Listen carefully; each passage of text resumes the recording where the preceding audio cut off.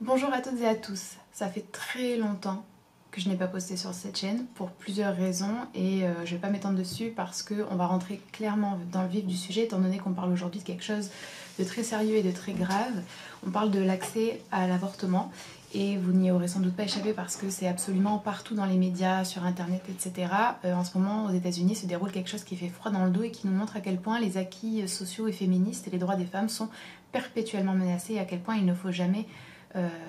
baisser la garde, malheureusement. Actuellement aux États-Unis, la Cour suprême, qui est composée majoritairement d'hommes conservateurs catholiques, envisage de revenir sur la décision de 1973 qui s'intitule, qui est en tout cas connue sous le nom de Roe versus Wade, qui promettait, ou qui permettait en tout cas, parce que c'était pas une promesse, c'était un fait, qui permet encore actuellement, vu que ça n'a pas été pour le moment abrogé, mais qui permet aux femmes aux États-Unis d'avoir accès à l'avortement, et ce dans tous les États. C'est donc une loi qui cette fois-ci est nationale et qui n'est pas propre et unique et variable en fonction des États. C'est ce sur quoi justement veulent revenir les juges dans un texte qui a fuité en tout cas grâce aux médias politiques qui s'appelle Politico. Et on a découvert qu'un rapport avait été rédigé par le juge qui s'appelle Samuel Alito, qui est lui aussi un juge conservateur catholique, et dans lequel, d'une façon très virulente et absolument subjective, on sent qu'il y a beaucoup de subjectivité quand même dans le rapport, il explique que ce n'est pas un droit constitutionnel, que ce n'est pas un droit qui devrait être imposé aux États, et qu'il est temps que les représentants du peuple, à savoir donc en fonction des États, les différents représentants dans les États, décident si oui ou non les femmes ont le droit d'avorter, et il explique que ce n'est pas ancré dans l'histoire des États-Unis, dans la culture et dans la tradition des États-Unis, et que donc il n'y a aucune raison en fait que ce droit soit accessible à l'ensemble des femmes sur l'ensemble du territoire des États-Unis. Alors, je précise en fait tout de suite, parce que ça me semble extrêmement important, qu'il s'agit en fait d'avoir un accès à un avortement légal et réalisé dans des conditions médicales avec une équipe de santé qui sera là pour vous aider s'il y a un problème, et non pas vraiment de l'accès à l'IVG ou à l'avortement, parce que les femmes ont toujours avorté et les femmes avorteront toujours. La question c'est de savoir dans quelles conditions et avec quelles conséquences sur leur santé, sur leur famille et sur leur vie future. Il faut rappeler que l'une des 5 causes de mortalité pour les femmes enceintes, c'est justement les avortements qui sont considérés unsafe, donc des avortements clandestins, des avortements illégaux, des avortements faits de manière indépendante d'un ou d'une équipe de santé. Un rapport de 2017 de l'OMS, donc l'Organisation mondiale pour la santé, indiquait que plus de 25 millions d'avortements unsafe sont pratiqués chaque an. Et ça représente presque la moitié des avortements qui sont pratiqués dans le monde. Alors bien évidemment avec d'énormes disparités au niveau des régions du monde qui sont concernées. C'est en réalité quelque chose qui a toujours existé, et ce dans toutes les régions du monde, et qui n'est entravé que justement parce que des lois permettant aux femmes d'accéder à l'IVG passent parce que les femmes mènent un combat incroyable pour justement arracher ces droits qui leur sont toujours refusés et qui sont finalement toujours instrumentalisés en fonction des intérêts des hommes. Ce qui était donc, comme je vous l'ai dit, une loi nationale et commune aux États-Unis, finalement disparaîtrait pour laisser place au bon vouloir des États. Et il faut donc comprendre qu'il y a certains États qui, bien évidemment, ne toucheraient sans doute pas, ou très vraisemblablement pas, au droit à l'avortement. Par exemple, si vous allez en Californie ou dans l'État de New York, il y a peu de chances que cela se produise. Toutefois, dans d'autres États, qui sont nombreux et qui sont des États plus conservateurs ou plus religieux, sachant que les deux vont souvent ensemble, eh bien, le droit des femmes à l'avortement pourrait être soit restreint, c'est-à-dire qu'on pourrait réduire la durée légale d'avortement, on pourrait restreindre aussi les conditions d'éligibilité à l'avortement, ou c'est un droit qui pourrait carrément disparaître, sachant qu'il y a des pays à l'heure actuelle où même lorsque par exemple vous êtes violé, le cas que tout le monde aime ressortir, même là vous n'avez pas le droit d'avorter. C'est quelque chose d'absolument désastreux, c'est quelque chose d'absolument terrible, qui doit toutefois pas faire oublier que, bien évidemment, se dresse en réalité la menace patriarcale sur l'ensemble des droits que les femmes ont pu obtenir, et que c'est aussi la conséquence, je pense, d'une avancée dans la libération de la parole des femmes, d'une avancée dans les combats des femmes, et en fait on est face à ce que Suzanne Faludi appelle très justement le backlash. Suzanne Faludi qui est justement autrice des États-Unis et qui explique très clairement comment aux États-Unis, à chaque fois que les femmes arrivent à obtenir des avancées, elles se retrouvent confrontées à une violence de la société pour les remettre à leur place. Et là, je pense que c'est on ne peut plus évident. Alors, ça nous paraît à la fois extrêmement tangible, mais je pense aussi extrêmement lointain pour beaucoup de personnes. Pourquoi? Parce que les États-Unis font toujours figure un petit peu de pays très lointains et très différents de nous. On a l'impression que ce qui se passe là-bas ne concerne jamais la France ou l'Europe, alors que même s'il y a d'énormes différences et des contextes qui sont très particuliers et très différents, il y a quand même aussi des situations qui peuvent être en tout cas reliées ou qui peuvent s'observer également en Europe. Mais ça nous semble aussi très lointain parce qu'on a l'impression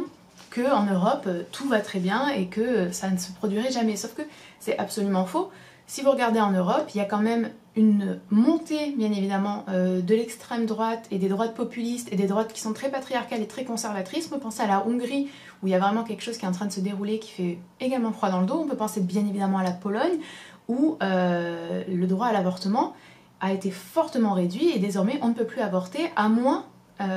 d'avoir un problème de santé qui justifierait l'avortement ou d'avoir été violé, sachant que, encore une fois, pour prouver cela, il faut remplir des dossiers qui sont extrêmement lourds, extrêmement longs, il faut qu'il y ait une procédure judiciaire en place, donc vous imaginez bien qu'en fait tout est fait pour dissuader les femmes, et malgré les protestations et les manifestations ultra impressionnantes des femmes et d'hommes aussi bien évidemment en Pologne pour essayer de contrer cette loi, la loi a finalement passé, et c'est une loi qui est très récente, c'est une loi qui date de 2020. À Malte, qui encore une fois est un pays qui n'est pas très loin de nous, l'avortement est totalement illégal. Le droit d'avorter n'a été acquis par les femmes en Irlande du Nord que en 2019. Donc vous imaginez bien, en réalité, c'est quelque chose qui est palpable et qui est présent dans une grande partie, dans tous les pays, j'ai envie de dire, cette menace qui pèse sur l'accès à l'IVG. Rien qu'en France, aux dernières élections, quand même, revenons sur ça, il y a plus de 13 millions, environ plus de 13 millions de personnes qui ont voté pour Marine Le Pen et qui ont voté pour un parti, pour un programme qui historiquement ne se sont jamais placés, sauf là, de façon très opportuniste pour les élections justement, ne se sont...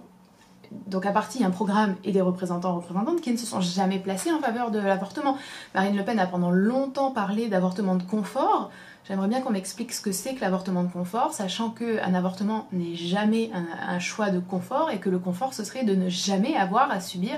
une maternité non désirée, ou une grossesse non désirée, pardon, et que la réalité d'une grossesse non désirée, c'est qu'en fait, il y a un homme derrière qui, lui, n'a pas à subir ce poids-là, bien évidemment.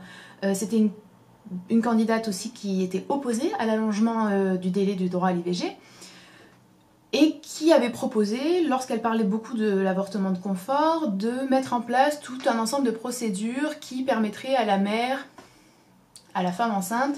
de choisir des adoptants avant l'accouchement de façon définitive et très claire, et qui donc, selon elle, selon Marine Le Pen et selon le parti, dissuaderait d'avorter. Donc,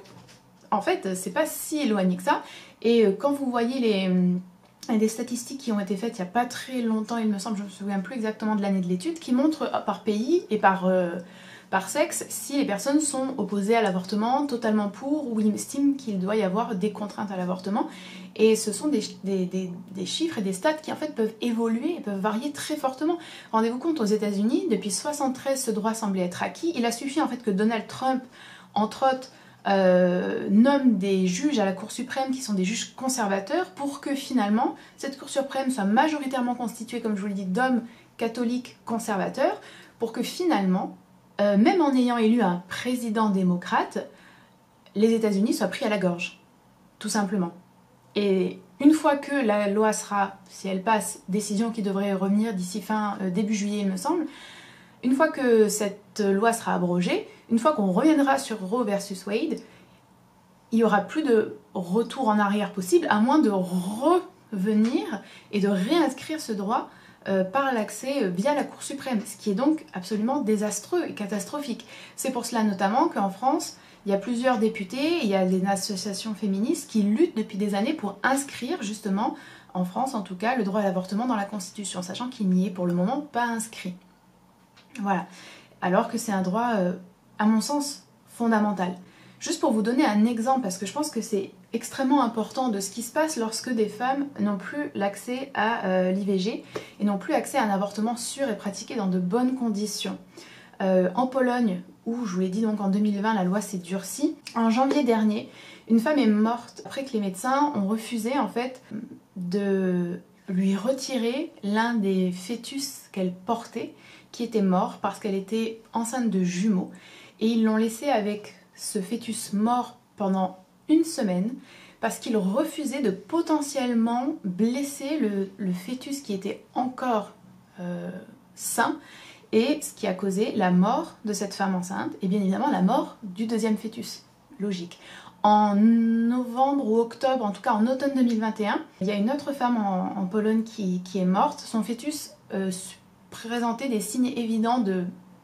malformation et de problèmes de santé qui en fait auraient conduit à sa non-viabilité une fois que la femme aurait accouché. Les médecins ont refusé de pratiquer un avortement et cette femme en est décédée pour un fœtus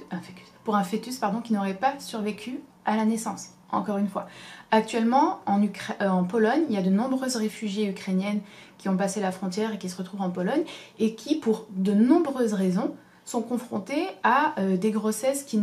qu'elles ne veulent pas ou plus mener à terme, peut-être parce qu'elles ont été violées, peut-être parce qu'elles ont perdu leur conjoint, peut-être parce qu'elles sont dans un état de choc tel qu'elles ne veulent plus avoir d'enfants, bref, pour des tas de raisons qui leur appartiennent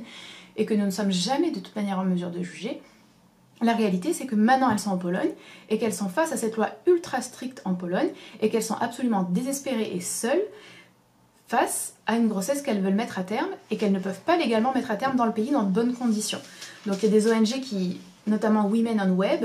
qui essayent de les aider, mais rendez-vous compte de la double peine que ces femmes subissent. Et je pense que ce qui est aussi primordial, c'est que même si les États-Unis nous semblent loin, même si la politique états-unienne nous semble loin, il ne faut pas négliger, mais vraiment il ne faut pas négliger l'importance du symbole et l'influence que peuvent avoir sur les politiques d'autres pays ce genre de décision. Juste là, j'ai quelques citations. En Espagne, il y a Lourdes Mendes, qui est un juriste et un avocat qui représente l'extrême droite, qui s'est réjoui bien évidemment à l'annonce de cette possible décision aux États-Unis. Will our Spanish Constitutional Court have the honesty and decency to rule that the abortion law was a mistake from the start and declare it unconstitutional? Est-ce que la Cour constitutionnelle espagnole aura l'honnêteté et la décence de reconnaître que la loi pour l'avortement était une erreur depuis le début et finalement le déclarer inconstitutionnel? Au Royaume-Uni, David Curtin, qui est le leader du parti conservateur Heritage Party, a dit sur Twitter que c'était une excellente nouvelle et que cela sauverait la vie de millions d'enfants non nés aux États-Unis par an. Bref, en Allemagne, également des conservateurs et des personnes d'extrême droite se sont réjouis en disant que cela faisait longtemps que cela aurait dû être fait et que c'était une horreur que Roe vs Wade ait été accepté. Donc c'est en fait une boule de neige, on n'est pas à l'abri d'un gouvernement plus conservateur, on n'est pas à l'abri d'une majorité qui serait conservatrice, qui serait, oh surprise surprise, misogyne, et ça, il faut bien se rendre compte que, alors là on va pas rentrer vraiment dans ce détail là parce que sinon la vidéo serait trop longue et je veux pas que ce soit sur tous les fronts non plus, mais en fait l'avortement, aussi malheureux que cela puisse être, l'avortement, même quand les femmes ont arraché ce droit à l'avortement, il est toujours lié aux intérêts des hommes. Il y a des périodes où les hommes ont intérêt à ce que les femmes puissent avorter. Et il y a des périodes où les hommes n'ont pas intérêt à ce que les femmes puissent avorter. Il y a des moments où la misogynie a besoin que les femmes puissent avorter, que les femmes soient sexuellement plus disponibles. Il y a des moments où c'est pas du tout ce qui sert les politiques patriarcales, misogynes, capitalistes que mettent en place ces individus. Et ça, c'est quelque chose, je pense qu'il faut vraiment garder à l'esprit, c'est que c'est un droit très fragile, mais en plus un droit qui sera toujours instrumentalisé. J'ai voulu finir cette vidéo, j'ai beaucoup hésité, mais je pense qu'il faut le faire pour montrer la réalité de ce qu'est le recul lorsque on s'oppose à des lois qui permettent aux femmes d'avorter dans de bonnes conditions. Lors justement de toutes les manifestations et de tout le combat qui a précédé Roe vs Wade, pour que les femmes puissent avoir accès justement à l'avortement, il y a une photo qui a été le symbole en fait de toute cette lutte. Il s'agit d'une photo absolument atroce, mais que j'ai vraiment... Je pense qu'en fait il faut la montrer. C'est une photo de Jerry Santoro, qui est une femme qui a avorté dans sa chambre, comme l'ont fait des millions et des millions de femmes, en utilisant des tas d'objets comme des cintres, comme des aiguilles à tricoter pour percer le sac lorsqu'elles étaient le sac qui contenait l'embryon lorsqu'elles étaient enceintes pour déloger finalement l'ovule fécondé et qui très souvent malheureusement finissait par mourir d'hémorragie interne, de septicémie, etc. Et Geri Santoro, c'est une femme qui a été retrouvée morte, donc voilà la photo qui est absolument atroce parce qu'elle elle a été abandonnée par la société, elle a été abandonnée par une société masculine et une société qui essaye en permanence de contrôler le corps des femmes et la reproductivité des femmes. Et elle est morte dans d'atroces souffrances, comme vous pouvez l'imaginer, en essayant en fait de protéger sa vie et de décider de ce qu'elle voulait faire de son corps. Et j'avais envie de montrer vraiment cette image avec tout le respect pour cette femme qui a été courageuse d'essayer de faire ça comme ça, et pour cette femme qui a été, je pense vraiment, comme tellement d'autres femmes, et comme tellement d'autres femmes maintenant à l'heure actuelle dans d'autres pays, et bientôt peut-être aux États-Unis, sacrifiées parce que les religions, les conservateurs et conservatrices et les hommes ne reculent jamais. Je voulais aussi vous montrer voilà, cette photo qui représente en fait tout simplement les conditions dans lesquelles on pouvait avorter à l'époque, lorsqu'on était obligé d'avorter en cachette, lorsqu'on était traqué, lorsque la police même pouvait venir vous chercher justement pour vous poursuivre légalement si vous avortiez ou si vous aidiez d'autres femmes à avorter. Je mettrai en barre d'infos un lien pour un article qui est une série de photos qui ne sont que des objets, mais qui sont glaçants et qui montrent en fait les différentes façons ou des objets vraiment symboliques de ces avortements unsafe, de ces avortements que les femmes essayaient de pratiquer et ont toujours essayé de pratiquer. Au-delà, quand ce n'était pas l'avortement par exemple, c'était des jeunes filles qui étaient envoyées dans des camps reculés, cloîtrés pour avorter dans le plus grand secret et qui revenaient ensuite chez elles. C'est des femmes qui ont été jetées à la rue. Le droit à l'avortement, c'est un droit qui est fondamental, qui est extrêmement important et qui ne regarde personne d'autre que les femmes qui avortent. On ne peut pas comparer la vie d'un embryon, on ne peut pas comparer la vie d'une cellule qui s'active d'une certaine façon à la vie d'une femme qui a tout ce potentiel qui est en train de se réaliser, qui n'est pas à l'état de latence et de potentialité, mais qui est bien à l'état d'être, d'action, de vie immédiate. Sachant que, bien évidemment, en plus, les hommes sont les responsables de ces grossesses. C'est toujours parce qu'il y a un homme qu'il y a grossesse, et c'est toujours dans cette société qui impose une certaine forme le coït, c'est-à-dire la pénétration aux femmes, qu'il y a des grossesses non désirées, et qu'il y aura toujours donc des avortements. Voilà, je vais m'arrêter là. C'est un vaste sujet sur lequel il y aurait encore beaucoup à dire. Je vais mettre pas mal de liens dans la barre d'infos si jamais cela vous intéresse. Et j'espère que si jamais vous étiez quelqu'un qui était un petit peu mitigé ou peut-être quelqu'un ou quelqu'une pas très sensibilisé au fait que cela pouvait arriver très rapidement chez nous ou autour de chez nous, j'espère que cette vidéo aura été utile à ce niveau-là. Voilà, je vous remercie de l'avoir regardée et puis je vous dis à très bientôt.